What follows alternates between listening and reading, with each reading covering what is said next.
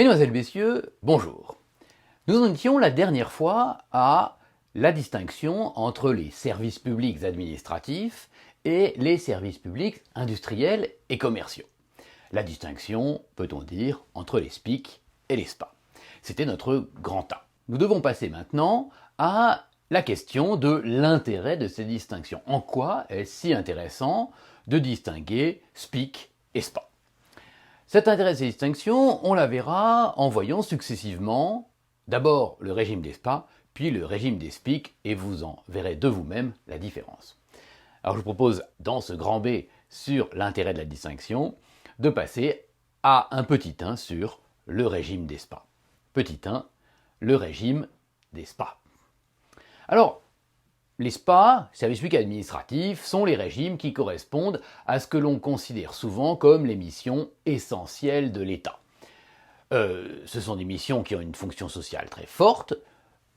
Les prisons, les services fiscaux, on l'a vu aussi, selon les modes de gestion, la plupart du temps, on aura l'enseignement public, on aura les hôpitaux publics, on aura les musées, qui se rattacheront aussi, en fonction de leur financement ou de leur modalité d'organisation, à des services publics administratifs la plupart du temps, même si de temps en temps l'application du faisceau d'indices va les transformer en services publics industriels et commerciaux. Parfois effectivement l'hésitation est forte, et cela découle de ces critères. Les SPA, pour reprendre leur régime eux-mêmes, les SPA sont en principe soumises au droit administratif. Qu'est-ce que ça a comme conséquence ? D'abord, leurs actes sont le plus souvent des actes administratifs unilatéraux. On n'a pas encore fait cette partie du cours, on la verra, vous la verrez, au second semestre, les actes administratifs unilatéraux. Deuxième conséquence, leurs contrats sont la plupart du temps ce qu'on appelle des contrats administratifs, c'est-à-dire des contrats qui, eux aussi, vont être soumis au droit administratif, avec un certain nombre de règles spéciales qui sera vu aussi là au second semestre. Ensuite, chose qui a fait l'objet de plus de doutes, leurs agents, les agents des services publics administratifs, sont des agents publics contractuels. Alors, dans les services publics administratifs, on va évidemment trouver des fonctionnaires. Ces fonctionnaires vont être des agents qui vont être nommés par acte unilatéral. C'est le cas, par exemple, des professeurs ou des maîtres de conférences que vous avez devant vous à l'université, même quand c'est à travers une caméra. Mais à l'inverse, vos chargés de TD sont la plupart du temps, presque tous, des contractuels. C'est-à-dire qu'ils ne sont pas fonctionnaires, ils n'ont pas encore été nommés, un certain nombre d'entre eux le seront plus tard, mais ils font des TD sous un statut de contrat avec l'université. Or, l'université gère un service public administratif. Et ce qui est intéressant, c'est que le contrat de travail qui lie l'université avec vos chargés de TD n'est pas un contrat de travail de droit privé. Ça n'est pas un contrat de travail que l'on va voir soumis au Code du travail. C'est un contrat de travail qui sera soumis au droit public. Et en cas de contestation, en cas de problème dans l'exécution de ce contrat de travail, eh bien, on ira devant le juge administratif. Donc les agents, ceux qui travaillent pour les services publics administratifs, sont soit des fonctionnaires, soit, lorsqu'ils sont contractuels, des contractuels de droit public qui iront devant le juge administratif en cas de litige. Cette situation est issue d'un arrêt connu, 3 étoiles, tribunal des conflits, 25 mars 1996, M. Berkani, B-E-R-K-A-N-I, tribunal des conflits, 25 mars 1996, M. Berkani, B-E-R-K-A-N-I, contre Crous de Lyon. Berkani contre Crous de Lyon. Les usagers des services publics administratifs, c'est-à-dire vous, les étudiants par exemple, sont usagers du service public administratif qu'est l'université. Eh bien, les usagers des services publics administratifs sont dans une situation réglementaire de droit public. C'est-à-dire que l'administration peut modifier unilatéralement et sans préavis ce dont il bénéficie. Alors, ce n'est pas le cas tout le temps, par exemple, vos règlements d'examen, eh bien, nous avons un certain moment jusqu'auquel on peut les modifier, et après, ils ne sont plus modifiables. Mais Globalement, vous êtes dans une situation où vous n'avez pas droit au maintien aux situations antérieures, comme cela peut être le cas parfois lorsque vous êtes lié par un contrat de droit privé. Vous êtes dans une situation réglementaire, vous êtes soumis à des textes unilatéraux. Le régime des SPIC maintenant, petit 2, le régime des services publics industriels et commerciaux. Le régime des SPIC, petit 2. Les SPIC, à l'inverse, sont pour l'essentiel soumis au droit privé. Quand bien même, d'ailleurs, ils seraient gérés par des personnes de droit public. Lorsqu'une personne de droit public gère un SPIC, dans la Rébac des Locas, c'était la colonie, eh bien, lorsqu'une personne publique gère un SPIC, eh bien, même si c'est une personne publique qui gère le SPIC, l'essentiel du droit applicable sera le droit privé. Au départ, la reconnaissance de l'existence d'un service public industriel et commercial était conçue comme relativement exceptionnelle. Aujourd'hui, les SPIC sont très nombreux et la situation ne fait plus beaucoup de doute, nous avons beaucoup de jurisprudence à cet égard.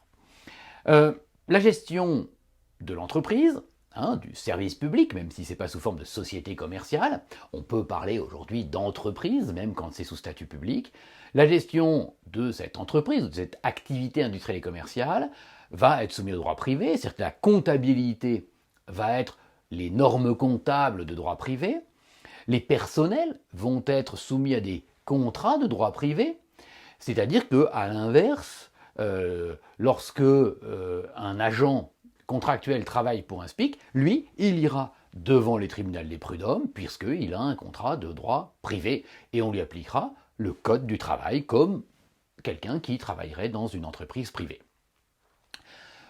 Parfois cependant, il ne faut pas oublier que ces situations, ces gestionnaires de services publics industriels et commerciaux, sont des gestionnaires de services publics.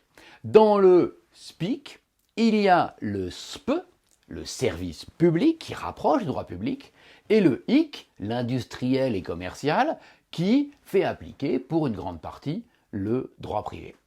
C'est ainsi par exemple que lorsque il y a un SPIC, eh bien souvent, la direction de ce service public industriel et commercial, le comptable, c'est notamment le cas lorsque ces SPIC sont gérés par des personnes publiques, eh bien la direction et le comptable de ces établissements publics qui vont gérer des SPIC sont des agents publics. Eux seront soumis au droit administratif, souvent même ce sont des fonctionnaires. C'est ce que nous disent deux arrêts qui sont très connus. Je vais leur mettre 2 étoiles parce qu'ils sont connus et que voilà, mais ils n'ont pas une importance faramineuse. Conseil d'État, 26 janvier 1923, Conseil d'État, 26 janvier 1923, Robert Lafrégère, L-A-F-R-E-G-E-I-R-E, Conseil d'État, 26 janvier 1923, Robert Lafrégère, L-A-F-R-E-G-E-I-R-E, et Conseil d'État, 8 mars 1957, Jalenque de Labo, J-A-L-E-N-Q-U-E-S,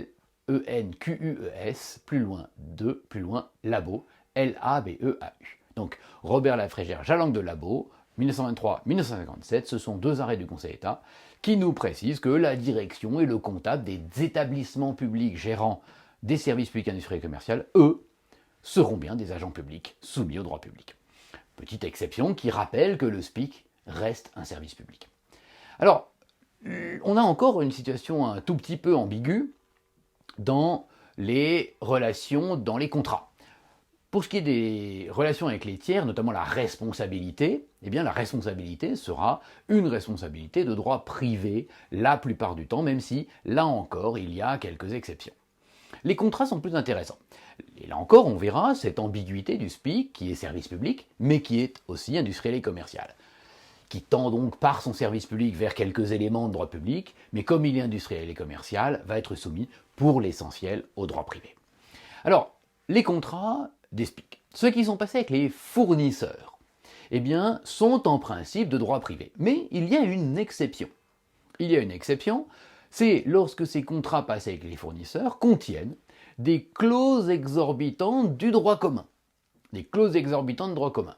Vous verrez, quand vous ferez les contrats au second semestre, que certaines clauses, que maintenant on appelle clauses exorbitantes, et non plus du droit commun, que ces clauses exorbitantes, eh bien, sont un des critères pour faire de ces contrats des contrats administratifs. On va aussi avoir une autre exception lorsque la loi détermine que le contrat est administratif.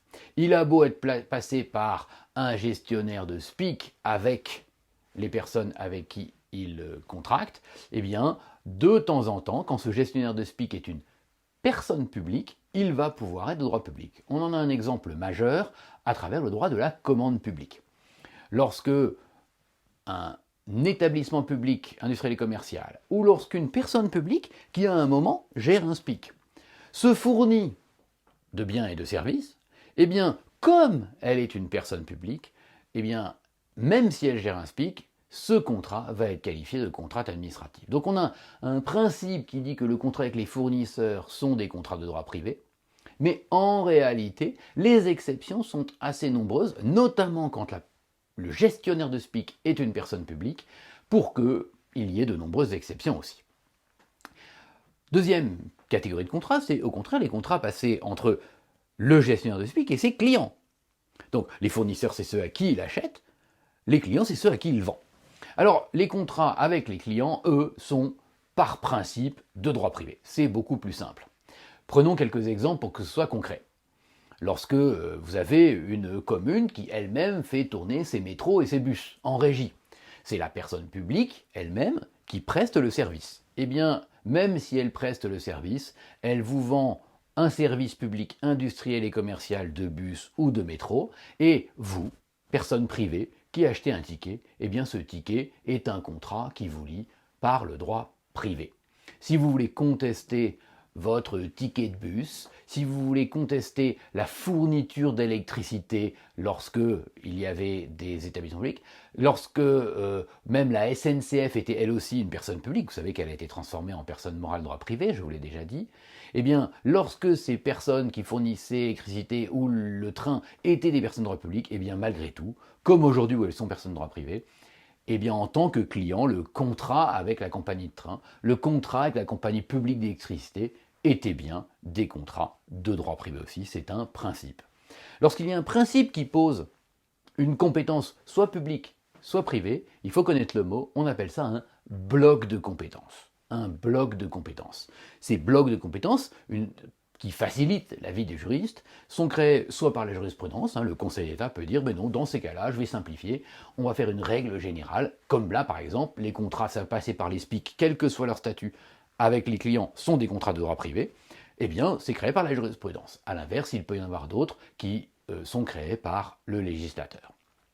Concrètement donc, on a une petite difficulté, il faut bien connaître ces règles, parce que dans un service public industriel et commercial, on a une situation un peu plus compliquée, un peu plus nuancée, puisque la nature de service public va rapprocher de temps en temps du droit public, mais que le caractère industriel et commercial va, la plupart du temps, conduire à une application du droit privé pour les SPIC. Ça n'est pas sans poser quelques difficultés, mais les jurisprudences existent et la situation peut être clarifiée. Nous allons passer maintenant à une section 3, section 3e, la création des services publics. Comment fait-on pour créer les services publics? Alors, souvenez-vous, au début de ce cours, je vous ai parlé du label. L'idée de Didier Truchet qu'on pouvait décider qu'un service devenait un service public. Je voulais d'ailleurs après expliquer un petit peu cette idée du label, c'est-à-dire que quand on prend les critères du service public, eh bien la personne publique peut décider de les remplir. Dès lors qu'elle est face à un service d'intérêt général, il suffit en quelque sorte qu'elle décide de remplir les critères supplémentaires pour que le service devienne un service public. Alors ce n'est pas la seule façon de faire, nous allons détailler tout cela. D'abord, dans un paragraphe premier relatif à la création obligatoire par les textes. Paragraphe premier, la création obligatoire par les textes. On va envisager deux cas relativement rapidement. Grand A d'abord, le cas des services publics constitutionnels. Le cas des services publics constitutionnels. Ça va être très rapide, puisque, au fond, les services publics constitutionnels sont créés par la Constitution. Donc comment est-ce qu'on crée un service public constitutionnel? Eh bien on le crée parce qu'il est dans la Constitution. On a bien vu que on n'avait pas formellement aujourd'hui la reconnaissance de services publics constitutionnels. Mais au fond, on peut les déterminer.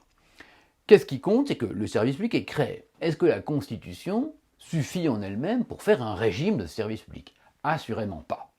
Et donc, comment cela se passe-t-il? Eh bien, simplement, les lois et les règlements viennent mettre en œuvre ce service public constitutionnel ensuite, mais qui, au départ, est créé par sa présence dans la Constitution. Rien de très compliqué, on peut passer directement au B sur les services publics légaux. Légaux, pas comme le jeu de construction, légaux, L-E-G-A-U-X, qui sont créés par la loi. Les services publics légaux, c'est le cas de certains services publics qui vont donc être créés tout simplement par la loi. La loi, en réalité, contient un certain nombre de textes qui, en donnant des compétences à des personnes publiques, vont de ce fait reconnaître l'existence de services publics entre leurs mains. On a cette hypothèse notamment pour les collectivités territoriales. Les collectivités territoriales ont des compétences, l'assainissement, le traitement des eaux, le ramassage des ordures ménagères, toute une série de compétences, une quinzaine pour simplifier de compétences. Ces compétences sont listées dans le Code général des collectivités territoriales. Ce sont d'ailleurs ces mêmes compétences que lorsqu'il y a un établissement public de coopération intercommunale, communauté de communes, communauté d'agglomération, communauté urbaine ou métropole, eh bien la commune va transférer à l'établissement public de coopération intercommunale. D'accord? Donc ces compétences-là sont en quelque sorte créées par la loi. On en a la liste dans le Code général des collectivités territoriales, et ça n'est pas compliqué de savoir en quoi est-ce que la commune est compétente. Je vais quand même vous donner quelques éléments sur ces compétences de la commune. Il y a les ordures ménagères, il y a les pompes funèbres, il y a les écoles selon la personne publique. Vous savez que les communes sont chargées de la construction, de l'entretien, des écoles maternelles et primaires, que le département est chargé de la même chose pour les collèges, et que la région est chargée de la même chose pour les lycées. D'accord ? On va aussi avoir l'assainissement, l'entretien de la voirie, les transports qui vont appartenir à la commune, qui vont être transférés souvent à la communauté d'agglomération, à la communauté urbaine ou à la métropole, mais qui vont appartenir au départ à la commune pour tout ce qui est transport dans la ville. On va aussi avoir des transports scolaires qui sont de la compétence du département, ou même au plan régional, les transports par des TER, les trains express régionaux, les TER qui, comme leur nom l'indique, avec le R, sont régionaux. On va avoir aussi les services d'incendie qui appartiennent au département, l'aide sociale qui appartient au département, la formation continue qui appartient à la région. Vous voyez tout un ensemble de compétences qui sont dans le Code général des collectivités territoriales. Ces compétences sont réparties selon les différentes collectivités territoriales existantes. Nous pouvons maintenant passer, puisqu'il y a les textes constitutionnels et législatifs qui créent ces services publics, à des cas un peu plus compliqués, un peu plus intéressants aussi, le paragraphe 2, les créations facultatives. Paragraphe 2, les créations facultatives de services publics. Alors on l'a vu, les collectivités, en choisissant ou non de donner des prérogatives de puissance publique, ou alors en ayant un tel poids sur l'organisation du service qu'il montre qu'il a voulu en faire un service public, c'est l'hypothèse de l'arrêt Apreil que je vous ai cité, eh bien, dans ces deux hypothèses, soit il donne des prérogatives de puissance publique, soit il organise de très près le service à tel point qu'on peut y voir la volonté d'en faire un service public, eh bien, dans ces deux cas, il va, au fond, décider que le service doit devenir un service public. Pour cela, il faut remplir les conditions. On va les voir une à une et vous allez voir qu'on va retrouver une partie des conditions qu'on a déjà vues. Les conditions pour définir le service public. Grand A, première condition, le respect des critères organiques et matériels du service public. Grand A, le respect des critères organiques et matériels du service public. De quoi s'agit-il ? Par nature, pour créer un service public, la personne publique doit pouvoir remplir les deux conditions communes. D'une part, la gestion de ce service est assurée ou assumée par une personne publique. Ça, c'est le critère organique. C'est-à-dire que si on est face à un service d'intérêt général, si la personne publique assure ou assume, c'est-à-dire organise le service, alors on remplit le critère organique. D'autre part, en présence de cette activité d'intérêt général, si l'activité est d'intérêt général, on va remplir le critère matériel du service public. Pendant longtemps, la création, par exemple, d'un réseau de télécommunications a été interdite aux collectivités locales et on considérait que la création d'un réseau de télécommunications, un réseau téléphonique à l'époque, ou même un réseau de télé, ne pouvait être un service public.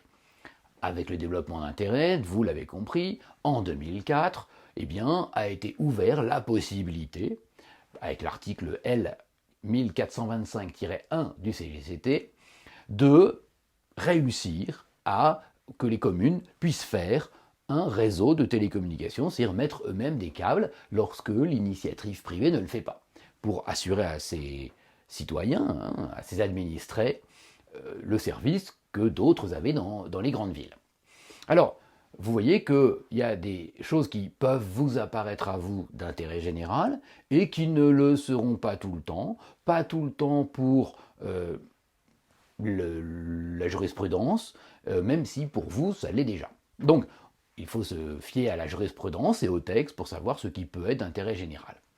Donc, les conditions à remplir, elles sont simples. Il faut que la personne publique assure ou assume le service public, remplisse le critère organique. Il faut qu'on soit face à une activité d'intérêt général, le critère matériel.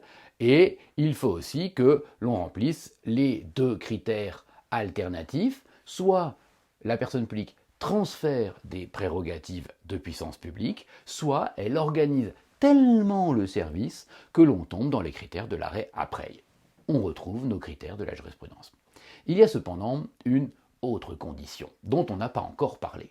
Grand B, deuxième condition de l'insuffisance de l'initiative privée à l'égale concurrence. Grand B, deuxième condition de l'insuffisance de l'initiative privée à l'égale concurrence. L'idée derrière une jurisprudence importante, un grand arrêt du Gaja, auquel nous mettrons facilement 3 étoiles, est que on ne peut créer un service public que si, au départ, on a un problème ou une situation particulière avec le fait que des personnes privées veuillent ou l'exercent déjà aussi. Cette idée, c'est que la personne publique ne doit pas porter atteinte à la concurrence. On va voir d'où cela vient. Historiquement, cette idée vient bien avant l'Europe, et bien avant l'idée de l'égale concurrence et d'un État qui va s'insérer dans un marché concurrentiel. Non. Cette idée, elle vient historiquement d'un grand arrêt, un arrêt de section du Conseil d'État, du 30 mai 1930, Conseil d'État, section, 30 mai 1930, chambre syndicale du commerce en détail de Nevers. Conseil d'État, section, 30 mai 1930, chambre syndicale du commerce en détail de Nevers. Que je vous raconte un peu les faits de l'affaire. De quoi s'agissait-il ? Eh bien, la ville de Nevers avait autorisé un service de ravitaillement destiné à la vente directe au public, c'est-à-dire en réalité des boutiques alimentaires, de manière à contenir la hausse des prix. On est en 1930, immédiatement vous pensez à la crise de 29. En réalité non, on est même avant la crise de 29. Les décisions de la ville de Nevers avaient lieu en 1923, 25, 26 et 27, vous voyez, un peu avant. Mais déjà, à cette époque-là, avant la crise de 29, il y avait des hausses des prix qui étaient défavorables à la situation sociale des gens. Donc la ville de Nevers avait dit, très bien, on peut organiser un service de ravitaillement pas cher. Un peu ce que vous pouvez avoir en tête avec les Restos du Cœur, sauf que c'était fait par la ville de Nevers. Les commerçants locaux, commerçants de Nevers, évidemment, se sont plaints en disant « mais c'est complètement anormal qu'il y ait des magasins soutenu par la ville, qui puisse faire moins cher, puisque évidemment, les gens qui habitent Nevers vont dans ces magasins-là et ne vont plus dans nos magasins qui sont plus chers parce que nous sommes soumis au marché, on est soumis à la concurrence, et donc là, vous nous faites une concurrence déloyale, c'est complètement anormal. Le Conseil d'État, qui a jugé de cette affaire en dernier ressort, eh bien, le Conseil d'État a effectivement protégé les personnes privées agissant sur un marché. Le Conseil d'État a dit que l'initiative des personnes publiques, et ce alors même qu'une loi l'autorisait de 1925. Le Conseil d'État a dit que non, l'initiative d'une personne publique n'était possible qu'en cas de carence de l'initiative privée. C'est-à-dire, qu'est-ce que ça veut dire carence de l'initiative privée? Ça veut dire quand il n'y avait pas ou bien trop peu d'initiatives privées, c'est-à-dire de commerce privé. S'il n'y a pas de commerce privé, ou très peu de commerce privé, alors il y a un manque, une carence, et la personne publique peut s'en occuper. En revanche, nous dit cet arrêt, dès lors qu'il y a une personne privée qui existe sur le marché, la personne publique n'a pas le droit d'avoir une activité industrielle et commerciale. Cette jurisprudence, elle est un petit peu marquée dans son temps. Elle est marquée dans son temps et elle a évolué, comme vous pourrez le lire dans le commentaire aux grands arrêts de la jurisprudence administrative. Aujourd'hui, lorsqu'une personne publique veut prendre en charge une activité économique, elle ne doit pas nécessairement regarder s'il n'y a pas d'initiative privée. Elle peut, au fond, avoir une activité économique alors qu'il y a des personnes privées qui font la même activité au même endroit. Mais lorsqu'il y a des personnes privées qui font l'activité au même endroit, la personne publique doit se mettre dans une situation d'égale concurrence. C'est-à-dire qu'elle doit se mettre dans les mêmes conditions et qu'elle ne peut pas, par exemple, faire des prix bien plus bas que la personne privée. Cela veut dire que, évidemment, en cas de carence de l'initiative privée, la personne publique va évidemment pouvoir agir. Mais elle peut agir aussi au-delà de ça, s'il y a une initiative privée et que, de ce fait, elle se met dans une situation d'égale concurrence. Cette situation est issue d'un des grands arrêts qui sera dans la fiche de TD, Conseil d'État, Assemblée, 31 mai 2006, Conseil d'État, Assemblée, 31 mai 2006, Ordre des avocats au barreau de Paris. Alors, dans cet arrêt, Conseil d'État, Ordre des avocats au barreau de Paris, du 31 mai 2006, le Conseil d'État va avoir un considérant très didactique, très clair, très explicatif. Que va-t-il faire? Il va fixer les conditions dans lesquelles la personne publique peut agir. D'abord, il dit qu'il faut que l'activité ait un rapport avec ses compétences. C'est-à-dire, une mairie, par exemple, ne pourra pas faire quelque chose qui ressort du département. D'accord? Le département ne peut pas lui-même prendre une mesure qui ressort normalement d'une compétence de la commune. La chose est assez logique, mais ça mérite d'être dit. Ça va surtout toucher les établissements publics. Qu'est-ce que je vous ai expliqué sur les établissements publics? Que ce sont des personnes publiques qui sont chargées en réalité principalement d'un service public. Ces établissements publics sont soumis à un principe de spécialité. On parle du principe de spécialité des établissements publics. Qu'est-ce que ça veut dire? C'est-à-dire que l'établissement public, il a une compétence, il a une mission qui est la mission de service public autour de laquelle on l'a créé. Si on crée un établissement public pour le ramassage d'ordures ménagères, cet établissement public doit ramasser des ordures ménagères, tout simplement. Et évidemment, ce principe de spécialité va porter atteinte à la concurrence. C'est-à-dire que pour qu'une personne publique sous forme d'établissement public agisse sur l'économie, eh bien, elle ne peut le faire que si elle est compétente en la matière. Alors le Conseil d'État a apporté quelques précisions. Par exemple, un établissement public qui gérait des ordures ménagères, notamment en les faisant brûler, eh bien, pourrait certainement, parce que c'est annexe à sa fonction de brûler les ordures ménagères, produire aussi un peu d'électricité. Vous comprenez bien que quand on brûle les ordures ménagères, on crée de la chaleur qui peut faire chauffer de l'eau, qui peut faire tourner une turbine, et par conséquent, on peut avoir de l'électricité qui est faite par l'usine qui brûle les ordures ménagères. Donc, le Conseil d'État a laissé entendre que oui, une activité économique annexe à l'activité principale peut faire l'objet d'une concurrence et d'une action sur le marché, Alors que si on est complètement en dehors, imaginez l'usine de traitement des déchets qui se dit bah, moi je vais faire du transport public. Là le Conseil d'État dit non. Votre mission c'est les déchets et ce qui est annexe, c'est pas le transport public. Si vous n'avez pas la compétence transport public, vous n'avez pas le droit de créer une activité industrielle et commerciale de transport public, ça n'est pas possible. D'accord? Donc la première limite à l'action des personnes publiques pour créer un service en concurrence avec les personnes privées, eh bien qu'est-ce que c'est? C'est d'en avoir au moins la compétence.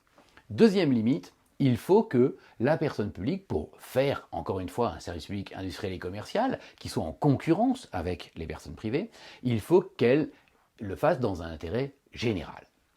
Alors cet intérêt général, c'est là où l'arrêt Ordre des avocats au barreau de Paris est intéressant. Il nous dit, ça peut être une carence de l'initiative privée.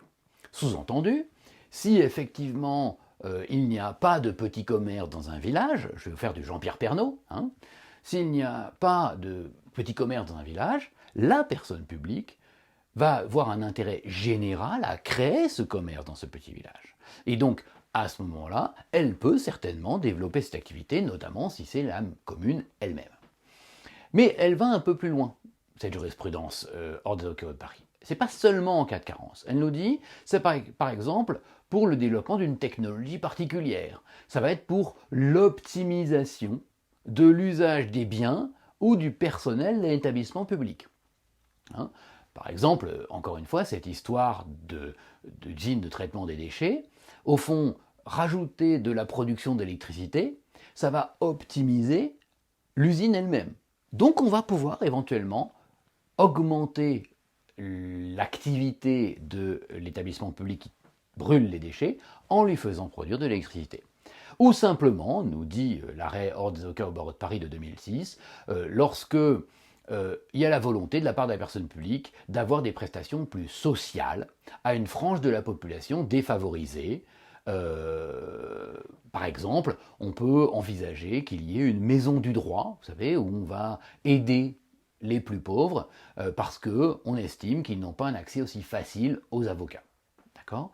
Donc on a ce type d'activité concurrentielle. En l'occurrence, la maison du droit fait concurrence aux avocats, même si ce ne sont pas forcément les hypothèses dans lesquelles les avocats gagneraient le plus d'argent, mais on va considérer que pour des raisons sociales, parce qu'il y a un intérêt général, une personne publique, une commune par exemple, peut mettre en place une maison du droit, un endroit où il y aura des permanences juridiques pour les plus pauvres, ceux qui estiment ne pas pouvoir accéder facilement à un avocat pour des conseils simples.